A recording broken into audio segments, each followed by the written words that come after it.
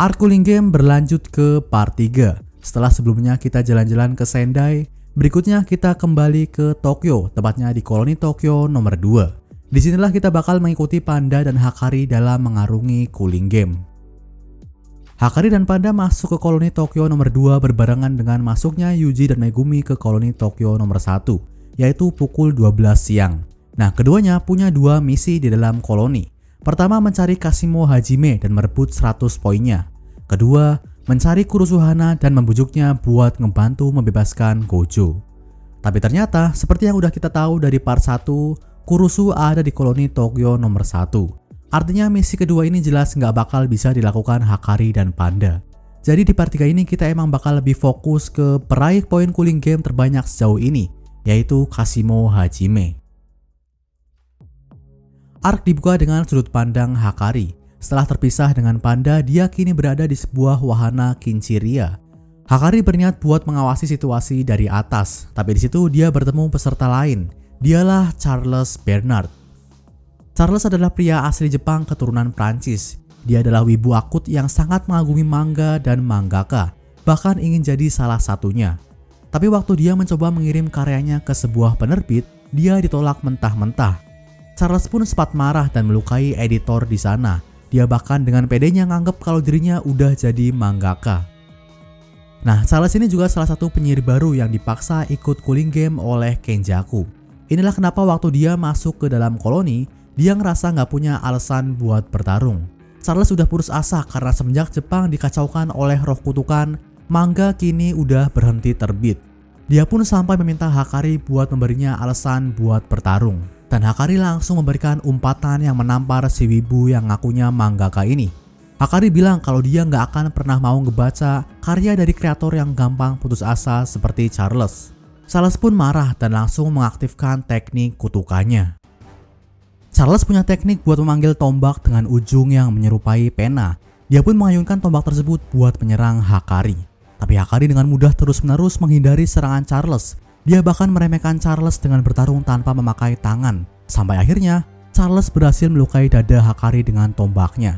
Dan tiba-tiba sekotak panel manga muncul di dada Hakari. Yap, saat itulah kehebatan teknik kutukan Charles mulai terlihat. Pergerakan Charles pun tiba-tiba berubah. Serangan-serangan Hakari dengan mudah dia hindari.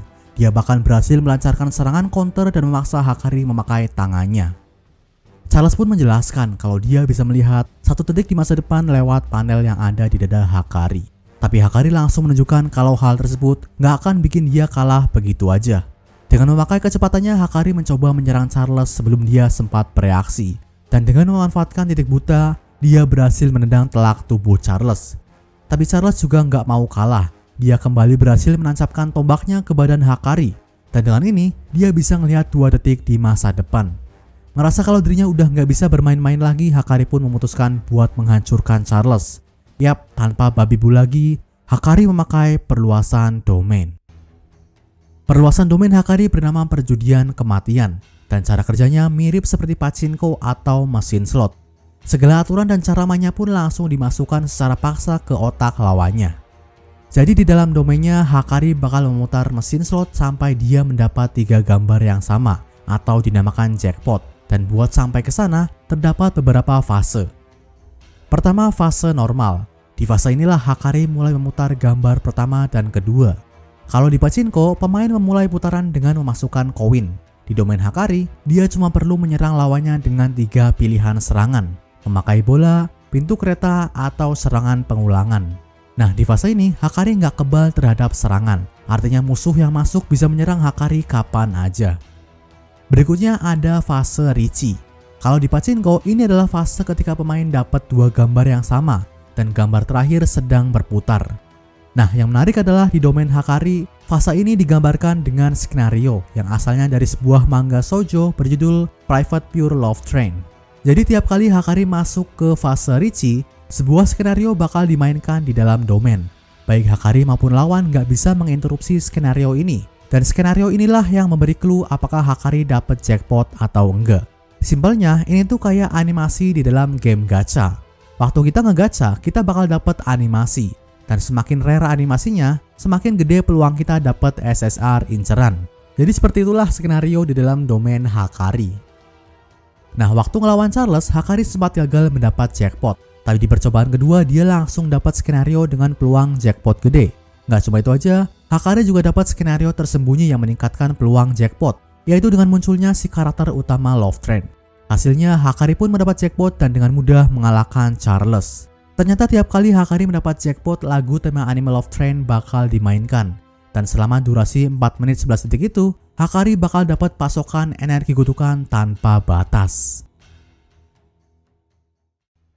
Berikutnya kita pindah ke Panda. Sebelum masuk ke koloni, Panda ditugaskan buat mencari si malaikat dan bernegosiasi dengannya. Dia berniat buat menyerahkan urusan baku hantam ke Hakari.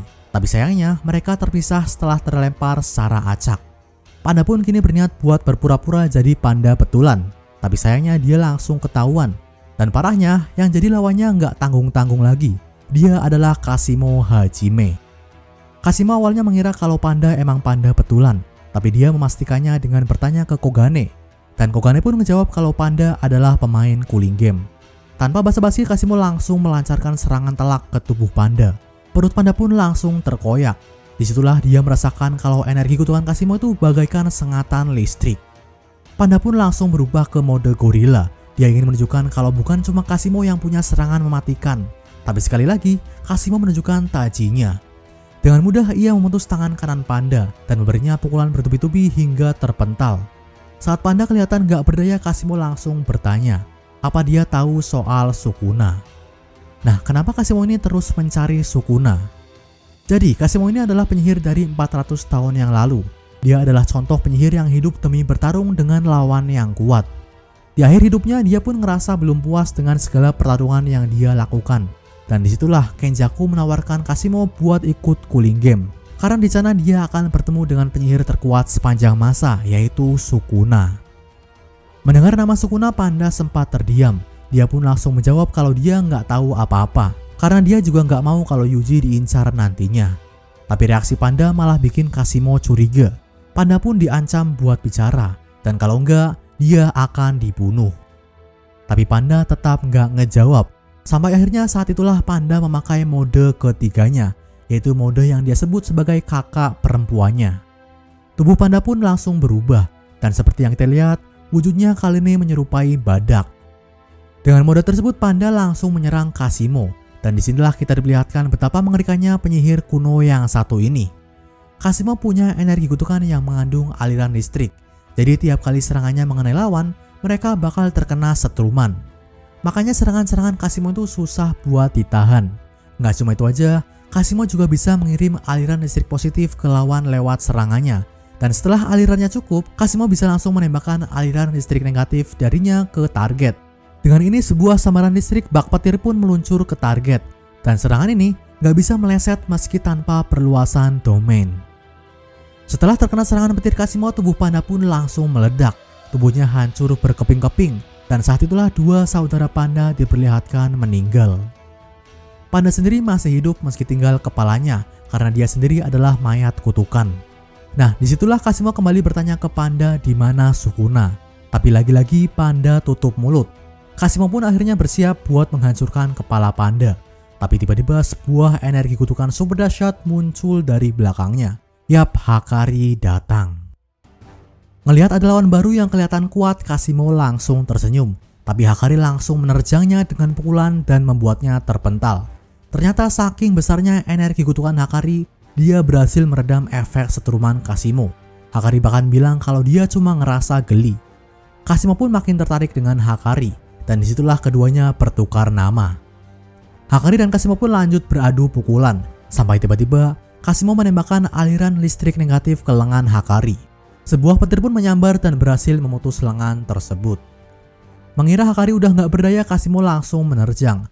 Tapi ternyata Hakari masih sanggup melakukan tendangan. Nggak cuma itu aja, lengan Hakari yang terputus tiba-tiba utuh kembali. Disinilah kita tahu betapa OP-nya jackpot Hakari. Jadi selama Hakari mendapat pasokan energi kutukan tanpa batas, tubuhnya secara otomatis melakukan penyembuhan dengan teknik pembalik. Padahal Hakari sendiri nggak pernah mempelajari teknik tersebut. Artinya selama 4 menit 11 detik Hakari bisa disebut abadi. Nah, karena tubuh Hakari terus menyembuh dan energi kutukannya nggak bisa habis, Hakari pun bisa memakai perluasan domainnya terus-menerus selama dia dapet jackpot. Dan tepat saat lagu tema Love Train terhenti, Hakari langsung mengeluarkan perluasan domain di depan Kasimo. Sama seperti Charles, Kasimo juga langsung diberi info secara paksa akan aturan domain Hakari. Dari situlah dia juga tahu kalau fase abadi Hakari udah berakhir.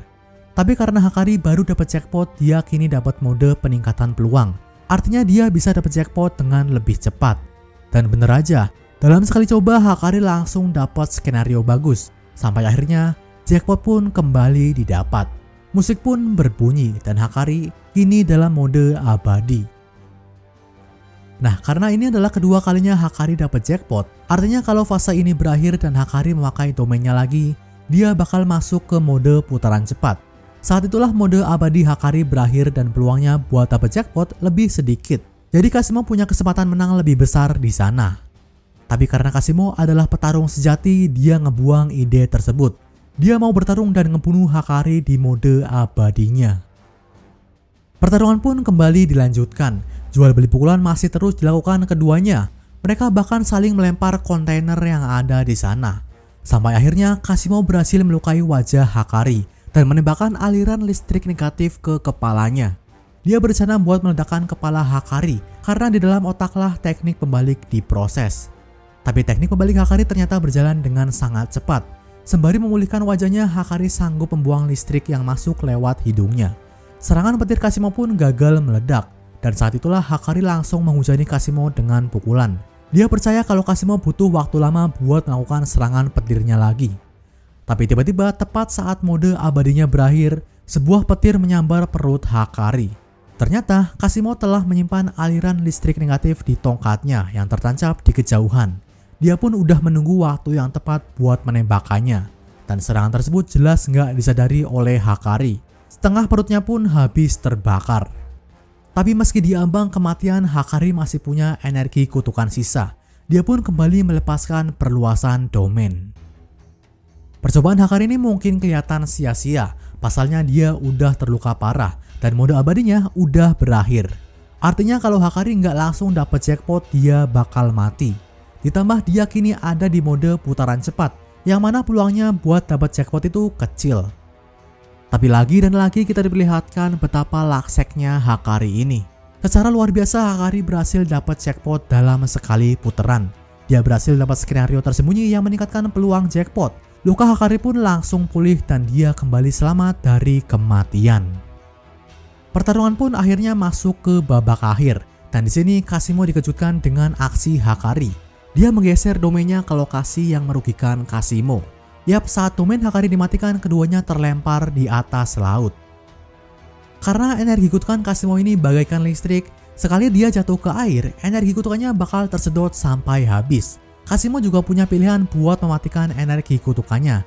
Tapi di bawah laut yang ada di dalam koloni saat ini, udah bersemayam komplotan roh kutukan.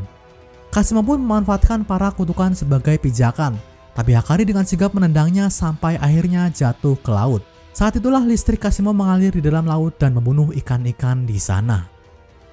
Hakari awalnya mengira dia tinggal menunggu Kasimo naik buat menghabisinya. Tapi ternyata aksi Hakari malah jadi senjata makan tuan. Di bawah laut, Kasimo meredam energi kutukannya dan berhasil menimbulkan reaksi elektrolisis. Hasilnya gas klorin pun naik dari air laut ke udara. Dan gas racun tersebut dihirup oleh Hakari hingga membuatnya pingsan. Kini baik Hakari dan Kasimo sama-sama jatuh ke dalam laut. Meski terkena racun dari gas klorin, teknik pembalik Hakari ternyata sanggup mengatasinya. Padahal teknik pembalik biasanya nggak bisa menyembuhkan racun. Tapi karena teknik milik Hakari ini aktif secara otomatis, dia bisa menarget racun dan menyembuhkannya tanpa sadar. Hakari pun langsung memukul Kasimo yang udah lengah di bawah air. Tapi Kasimo juga langsung bereaksi. Dia menahan lengan Hakari dan sebuah ledakan pun terjadi. Setelah ledakan terjadi, Kasimo berhasil naik ke daratan dengan selamat. Tapi dia udah kehabisan energi kutukan. Saat itulah Hakari tiba-tiba muncul dan memukulnya. Sosok yang harusnya hancur lebur karena ledakan ternyata juga berhasil selamat. Minus lengan kirinya yang buntung. Kenapa bisa? Jadi saat tahu kalau Kasimo mengincar lengannya, Hakari langsung memakai sumpah terikat.